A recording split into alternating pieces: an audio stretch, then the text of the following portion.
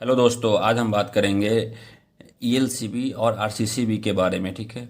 बहुत सारे लोग दोनों को एक ही चीज़ समझ लेते हैं, बट दोनों में डिफरेंस है। ये बात भी हद तक सही है, जो दोनों जो है ईएलसीबी और आरसीसीबी दोनों हमको अर्थ लीकेज से प्रोटेक्शन देता है। बट प्रिंसिपल ऑफ ऑपरेशन जो है कम्प्लीटली दोनों का, आरसीसीबी और ईएलसीबी का, दोनों का अलग अलग है। ठीक है। बारी बारी से हम समझेंगे और फिर बाद में दोनों का डिफरेंस एक टेबल बना करके समझेंगे, जो दोनों में क्या है समराइज करेंगे उसको। ठीक है। वीडियो वीडियो बहुत ही इंटरेस्टिंग रहने वाला है। प्लीज़ लास्ट तक वीडियो देखिए।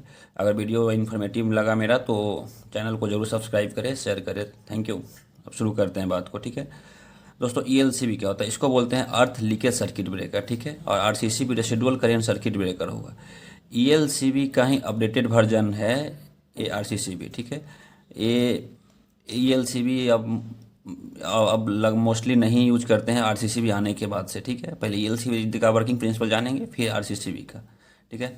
ईएलसीबी में क्या होता है दोस्तों, एक फेज और न्यूट्रल देते हैं। ठीक है। फेज न्यूट्रल देने के बाद ये लोड के थ्रू हम अर्थिंग से कनेक्ट करते हैं। इसमें ईएलसीबी में यही है कि इसका डिसएडवांटेज है, जो बिना अर्थिंग का ये काम नहीं करेगा। ठीक है।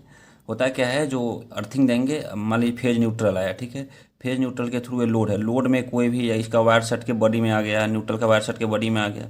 अगर बॉडी में करंट आएगा तो बॉडी से हम एक अर्थिंग का, जो सपोज मोटर है तो मोटर के अर्थिंग से हम उसका एक पॉइंट से ईएलसीबी के पॉइंट में जोड़ेंगे। ठीक है। तभी सेंस कर पाएगा। और उसके बाद में इसको हम अर्थपीठ से, अर्थपीठ का जो अर्थिंग रहता है उससे हम इसको कनेक्ट करेंगे। अगर सपोज ये अर्थिंग मेरा अगर ओपन हो गया तो ए एल सी भी ऑपरेट नहीं होगा, ये ट्रिप नहीं करेगा। इसलिए मुझे अर्थिंग का रहना बहुत ज़रूरी है इसमें। जो तभी एक क्या होता है, जो इसमें ये जो इसके बॉडी में करंट आएगा तो इसके थ्रू क्या होता है, जो इसमें सेंसिंग एंड ट्रिपिंग ब्लॉक में इसके थ्रू वोल्टेज आएगा। तो यहाँ एक कॉइल रहता है। ठीक है। जिससे कॉइल से ये एनर्जाइज होता है, और एनर्जाइज होने के बाद यहाँ से ट्रिप ट्रिप कर देता है। ठीक है। अगर यहाँ पे हम कोई अगर सर जाता है, अगर ह्यूमन सेफ्टी नहीं मिलता है इससे। ठीक है। सिर्फ ये इक्विपमेंट के सेफ्टी के लिए होता है। अगर यहाँ से अगर कोई टच कर देता है तो फिर भी ट्रिप नहीं करेगा। लेकिन आर सी इसी यही सब डिसएडवांटेज के कारण आरसीसीबी को लाया गया। ठीक है। अर्थिंग इसमें कंपलसरी है, बिना अर्थिंग का काम नहीं करेगा। और वोल्टेज ऑपरेटेड हुआ ही और इसमें इसमें सिर्फ इक्विपमेंट का सेफ्टी मिलता है, और ह्यूमन सेफ्टी इसमें नहीं होता है ईएलसीबी में।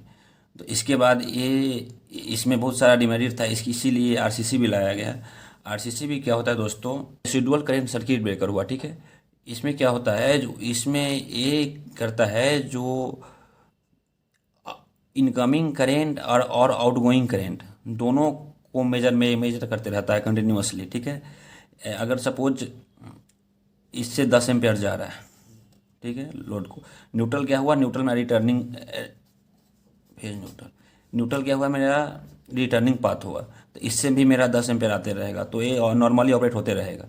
सपोज किसी कारण बस इसका फेज किसी में टच हो गया, कुछ हो गया, चाहे हम किसी कंडीशन में हम इसके कांटेक्ट में आ गए, तो कुछ अमाउंट ऑफ करेंट जो होगा वो तो मेरे बॉडी से भी फ्लो करेगा। तो उसके कंडीशन में क्या होगा, 10 एम्पियर यहाँ जा रहा है तो रिटर्निंग में मुझे 10 एम्पियर नहीं मिलेगा।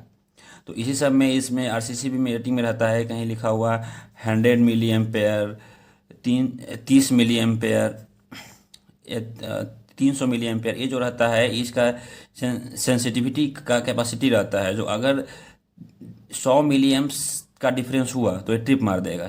समझे, 1 एम्पेयर में 1000 मिली एम्पेयर होता है। ठीक है। तो ये 100 मिली एम्पेयर का भी अगर डिफरेंस हो जाएगा तो ये आरसीसी भी ट्रिप कर देगा। इसे ये हो गया करंट ऑपरेटेड, इसमें करंट का मॉनिटरिंग करते रहते हैं हमेशा।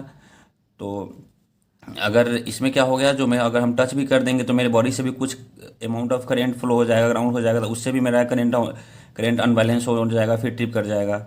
उसके बाद में फिर क्या होगा, अगर कुछ हमें इक्विपमेंट सेफ्टी में भी कुछ अगर शॉर्ट हो जा रहा है, बॉडी अर्थिंग में आ जा रहा है, तो इससे भी मेरा करंट रिटर्निंग पाथ में मेरा कंप्लीट करंट नहीं मिलेगा, उससे भी आरसीसी भी मेरा ट्रिप कर जाएगा।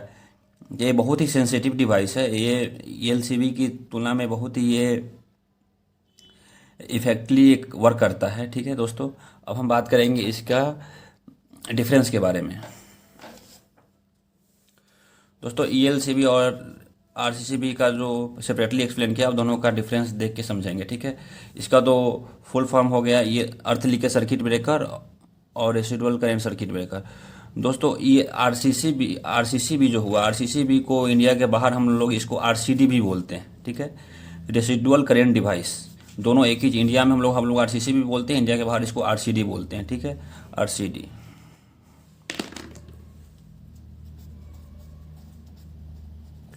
इसमें ये ईएलसी भी हो गया मेरा वोल्टेज ऑपरेटर, क्योंकि वोल्टेज इस कॉइल में जाएगा, ये कॉइल में, तभी कॉइल एनर्जाइज होगा, ट्रिप होगा, इसीलिए वोल्टेज ऑपरेटेड हो जाता है ईएलसी भी।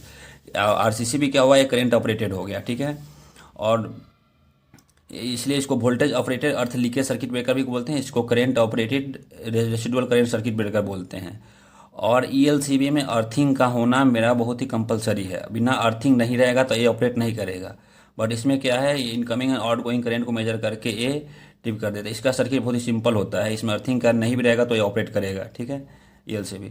दोस्तों एक वीडियो आप लोगों को कैसा लगा ये कमेंट करके, लाइक करके ज़रूर बताइएगा। Thank you.